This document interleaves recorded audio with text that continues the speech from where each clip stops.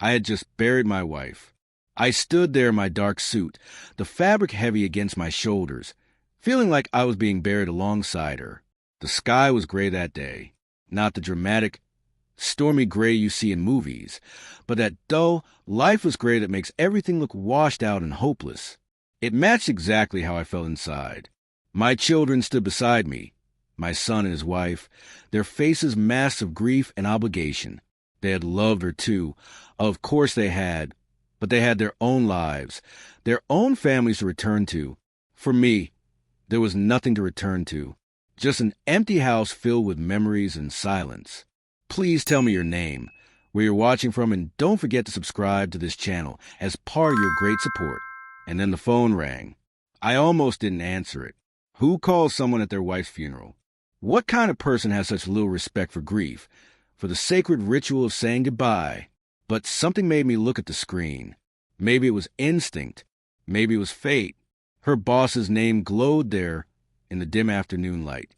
Gerald Mitchell, a man I'd met perhaps 3 times in all the years my wife worked for him. A polite, distant figure who sent flowers to the funeral and shook my hand with the practiced sympathy of someone who had done this many times before. I stepped away from the grave, away from the small gathering of mourners, and answered the call. My voice was rough, barely more than a whisper. "Hello. I'm sorry to disturb you today." Gerald's voice came through, tight and urgent, in a way that immediately set my nerves on edge. "I know the timing is terrible, but you need to come to my office. Now." I looked back at the grave, at my wife's casket, at the life I was supposed to be mourning. "I'm at the cemetery, Gerald. Can this wait?" "No." His response was immediate, sharp. "It absolutely cannot wait. I've found something. Something you need to see immediately. And listen to me very carefully. Don't tell your son or daughter-in-law. You could be in danger." Danger. That word hung in the air between us like a physical thing. I felt my blood turn to ice in my veins, felt the world tilt slightly beneath my feet. "What are you talking about? What danger?" "Not over the phone. Come to my office. Please. This cannot wait, and you cannot tell anyone where you're going." The line went dead before I could respond, before I could demand answers, before I could tell him that he was insane, that I was burying my wife, and whatever he thought was so urgent could damn well wait until tomorrow. But he had already hung up, and something in his voice, something in that single word, danger, had burrowed into my mind like a parasite, feeding on my confusion and fear. I stood there for a long moment, phone still pressing my ear, listening to the silence on the other end. Around me, people were starting to leave the cemetery. My son approached, concern etched across his features. He had his mother's eyes. I'd never noticed that before, but in that moment, it was all I could see. "Dad, are you okay?" "Who was that?" I looked at him, this man who was my son, but who I suddenly felt I couldn't trust with the truth, and I lied. I lied at my wife's funeral, standing beside her grave. Just someone from the lawyer's office. Estate matters. Nothing important. He accepted this explanation without question. Why wouldn't he? I'd never given him reason to doubt me before. We said our goodbyes to the remaining mourners, made plans for dinner later that week that I already knew I wouldn't keep, and then I got into my car. But I didn't drive home to that empty house. I drove to Gerald Mitchell's office. The office building loomed against that same gray sky, a modern structure of glass and steel that reflected the clouds like a mirror. I'd been here once before, years ago, when my wife first got the job. We'd celebrated that night. She and I. She'd been so proud, so excited about this new chapter in her career. I remember how her eyes had sparkled when she talked about the opportunities, the challenges, the chance to finally use her skills in a meaningful way. Had that been real? Had any of it been real? Or had I been living with a stranger all these years, sharing my bed with someone I never truly knew? My footsteps echoed in the empty hallway as I made my way to Gerald's office. It was Sunday. The building was deserted except for the security guard who'd let me in with a knowing nod, as if he'd been expecting me. That should have been my first warning. But I was too numb, too confused, too desperate for answers to pay attention to the red flags that were already waving frantically in front of my face. I paused outside Gerald's office door, my hand on the handle, feeling the cool metal beneath my palm. I could hear my own heartbeat pounding in my ears, could feel sweat beginning to form on my brow despite the air conditioning. What was I about to walk into? What secret had my wife kept that was so dangerous, so urgent, that it couldn't wait until after her funeral? My mind raced through possibilities, each more outlandish than the last. Embezzlement? Corporate espionage? An affair? No, not that. Not my wife. She wouldn't have. But then again, what did I really know? 32 years of marriage, and maybe I'd been blind the entire time. I took a deep breath and pushed the door open. The office was dimly lit, just a desk lamp casting long shadows across the room. Gerald stood by the window, his back to me, looking out at the city below. He didn't turn around when I entered, didn't acknowledge my presence immediately. The silence stretched between us, taut and uncomfortable, until I couldn't bear it any longer. "I'm here," I said, my voice sounding strange and distant to my own ears. "Now tell me what this is about. Tell me why you pulled me away from my wife's funeral." He turned then, slowly, and I saw his face. The man looked like he hadn't slept in days. His eyes were bloodshot, his face pale and drawn. Fear. That's what I saw written across his features. Pure, unadulterated fear. "I'm sorry," he said quietly. "I'm so sorry for doing this today. But you need to understand what I'm about to show you, what I've discovered. It changes everything. And the danger, it's real. Very real." He moved to his desk and pulled out a folder. A simple manila folder, the kind you'd find in any office supply store. Such an ordinary object to hold such extraordinary secrets. He hesitated before handing it to me, his fingers trembling slightly as they gripped the edge. "Before I show you this," he said, "I need you to understand something. Your wife was one of the best employees I've ever had. Brilliant, dedicated, meticulous in her work. But over the past 6 months, I started noticing irregularities. Small things at first. Times when she couldn't account for her whereabouts during work hours. Encrypted files on her computer. Phone calls she would take in hushed whispers. Always stepping out of the office. Always making sure no one could overhear. I felt something cold and heavy settling in my stomach. "You were spying on her?" "I was concerned," he corrected. "And when I started digging deeper, when I started really looking at what she'd been doing..." He trailed off, pushing the folder across the desk toward me. "Just look." My hands shook as I reached the folder. This was it. This was the moment when everything I thought I knew about my life, about my marriage, would either be confirmed or shattered. I opened it slowly, almost afraid of what I might find inside. Photographs. Dozens of them.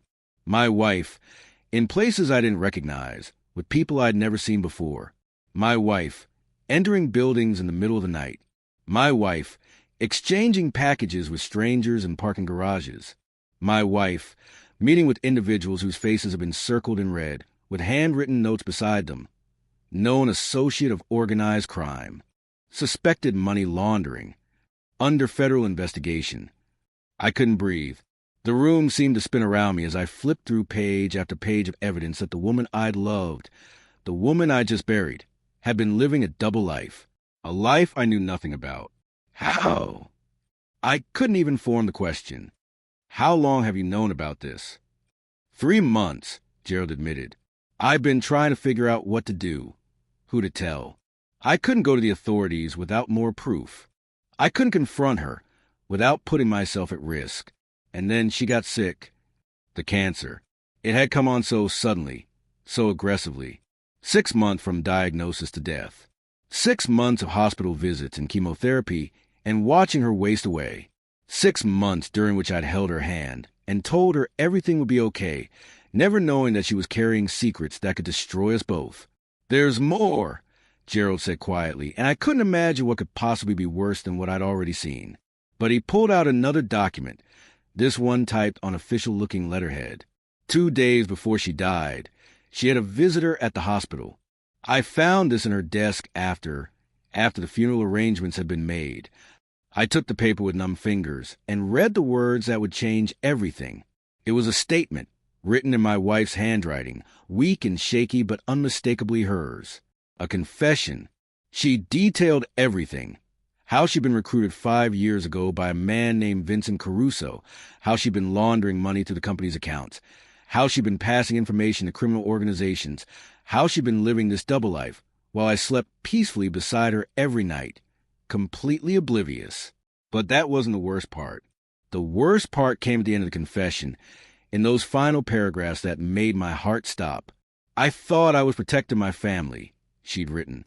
I thought if I did what they asked, if I kept their secrets, they would leave my husband and children alone. But I was wrong. They will come for them. After I'm gone, they will come for everything I love, and they will destroy it all. I'm writing this as a warning, as a plea. Please, whoever finds this, protect them. Protect my family from a monster I've helped to create. I looked up at Gerald, my vision blurred with tears I didn't remember shedding. Who else knows about this? No one. Yet. But that's why you're in danger. If Vincent Caruso finds out that your wife left evidence behind, if he thinks you know anything about his operations. He didn't finish the sentence. He didn't have to. Why tell me this now? I demanded, anger finally breaking through the shock. Why not tell me when she was still alive? Why not give me a chance to talk to her, to understand, to maybe help her? Because I didn't know how deep it went, Gerald said. I didn't know about Caruso, didn't know about the danger until I found the confession. She left it in her desk, sealed in an envelope with my name on it. She wanted me to find it. She wanted someone to know the truth. I sank into the chair across from his desk, the folder still clutched in my hands. My wife, my beautiful, kind, gentle wife who had volunteered at the local library and made dinner for the neighbors and laughed at my terrible jokes. That woman had been a criminal, had been involved with dangerous people, had been lying to me every single day for 5 years. What am I supposed to do with this? I asked, my voice breaking. What am I supposed to do knowing that the woman I loved, the woman I just buried, was a stranger? You need to decide, Gerald said carefully. You can go to the police, turn over this evidence, and potentially put yourself and your family in Caruso's crosshairs. Or you can destroy it, pretend you never saw it, and hope that her death is enough to close this chapter. And what about justice? I looked at him, this man who had worked beside my wife for years, who had trusted her, who had been betrayed just as I had. What about the truth?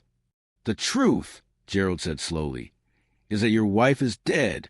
The truth is that she can't hurt anyone anymore, and she can't be hurt. But you're still here. Your son is still here. His wife, your grandchildren, they're all still here. And if Caruso thinks you're a threat, if he thinks you know too much, he let the implication hang in the air between us. I looked down at the photographs again, at my wife's face in these stolen moments of her secret life. Even in these images, caught in acts of deception and crime, she looked like herself, like the woman who had shared my bed and my life for over 3 decades. How had I not seen it? How had I missed all the signs that must have been there, all the little inconsistencies and lies and moments when she wasn't quite who she pretended to be? But I knew the answer. I hadn't seen it because I hadn't wanted to see it. I'd been comfortable, complacent, trusting.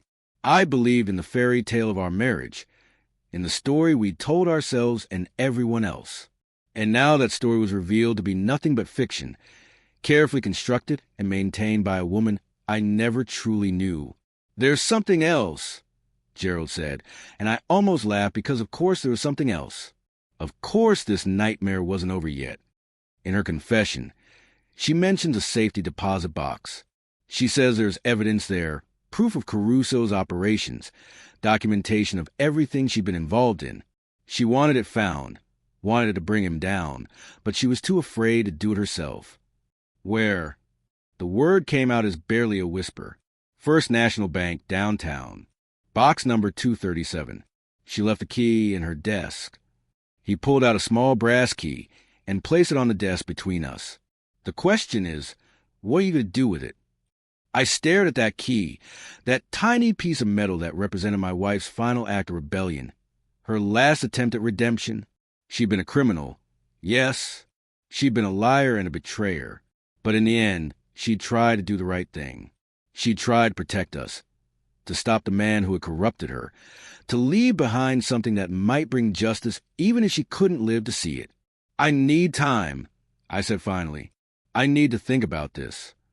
Time is a luxury you might not have, Gerald warned.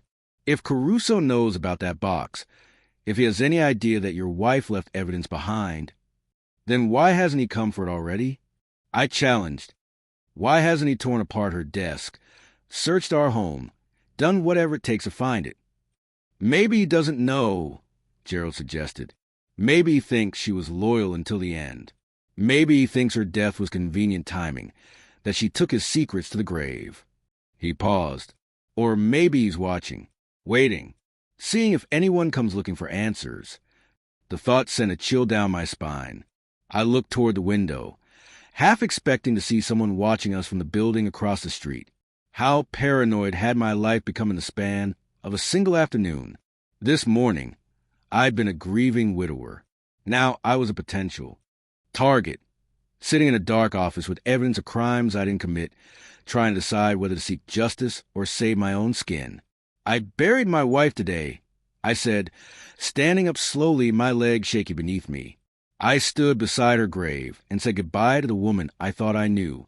And now you're telling me that woman never existed, that for 5 years, maybe longer, she was someone else entirely. Do you have any idea what that does to a person?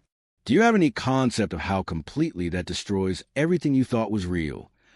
Gerald's expression was sympathetic but firm. I know this is devastating. I know it's unfair and terrible, and you don't deserve any of it. But the reality is what it is. Your wife was involved in serious criminal activity. She left behind evidence that could put dangerous people in prison. And whether you want to be or not, you're now part of the story.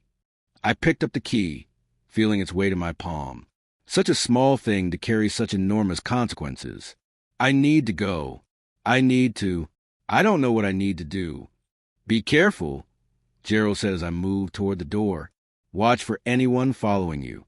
Don't tell your family about this. Not yet. Not until you decided what you're going to do. And for God's sake, don't go to that bank alone. I nodded, but I wasn't really listening anymore. My mind was racing ahead, trying to process everything I'd learned, everything that had been revealed in the past hour. I left the office in a daze, walked through the empty building like a ghost, got into my car and sat there in the parking lot, staring at nothing. The day had started with a funeral. It was ending with the death of everything I believed in. My marriage had been a lie. My wife had been a criminal. And now I held in my hand the key to either justice or destruction, salvation or ruin. What would I do with it? What could I do with it? As I sat there in the growing darkness, my phone buzzed with a text message from my son. Dad, are you home? We're worried about you. Call us. I looked at that message, at those words of concern from a son who had no idea how complicated his mother's legacy had become, and I felt something break inside me. How could I protect him from this? How could I shield my family from the truth, while also honoring my wife's final attempt at redemption? I didn't have answers. Not yet. But I knew one thing with absolute certainty. My life would never be the same again. The man who had entered that cemetery this morning, the grieving widower who thought his biggest challenge was learning to live alone, that man was gone. In his place was someone who had to make an impossible choice. I started the car and drove home through streets that looked the same but felt different, as if the entire world had shifted slightly off its axis. The house was dark when I arrived, exactly as I'd left it. I walked through the door, through the rooms that my wife had decorated, past the photographs of our life together that now felt like elaborate props in a long-running play. I sat in my armchair, the one I'd sat in every evening for years, and I pulled out the folder Gerald had given me. I looked at every photograph, read every document, studied every piece of evidence that proved my wife had been living a double life.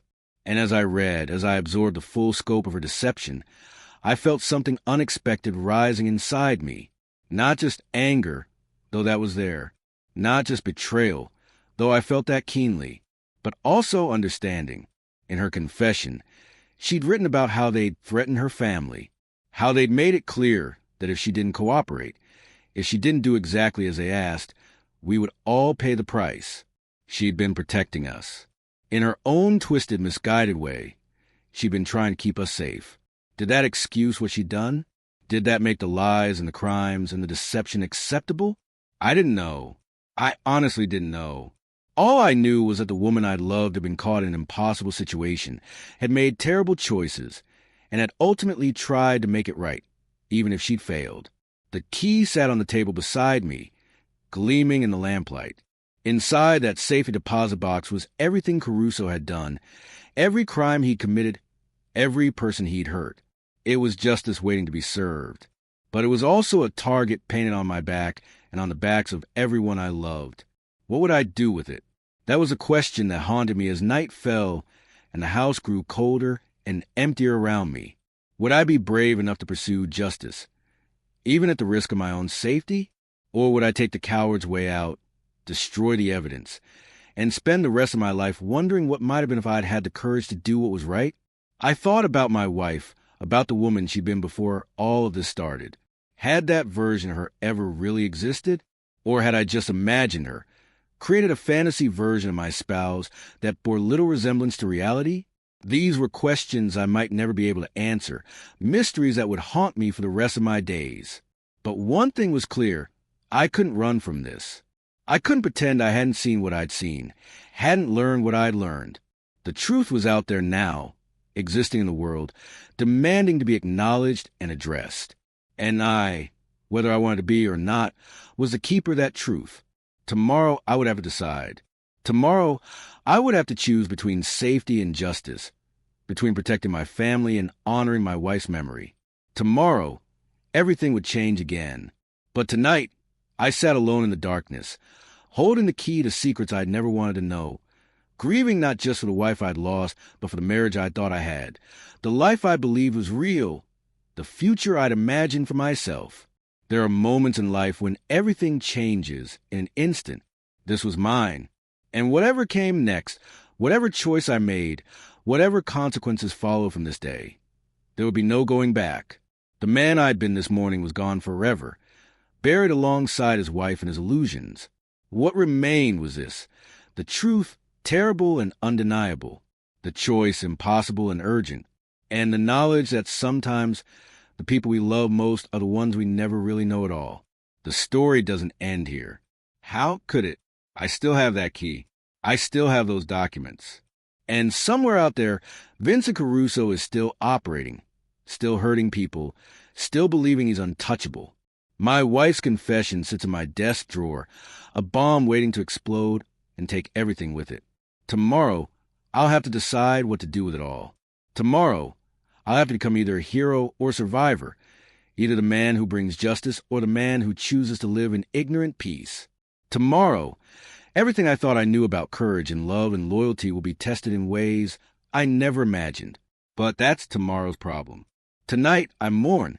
Tonight, I grieve not just for the woman who died, but for the marriage that never really existed, for the trust that was betrayed, for the life I thought I was living.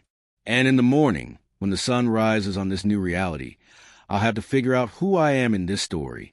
Am I the victim? The avenger? The coward? The hero? I don't know yet.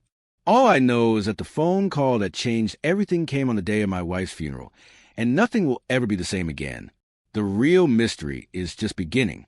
The real danger is still out there, waiting.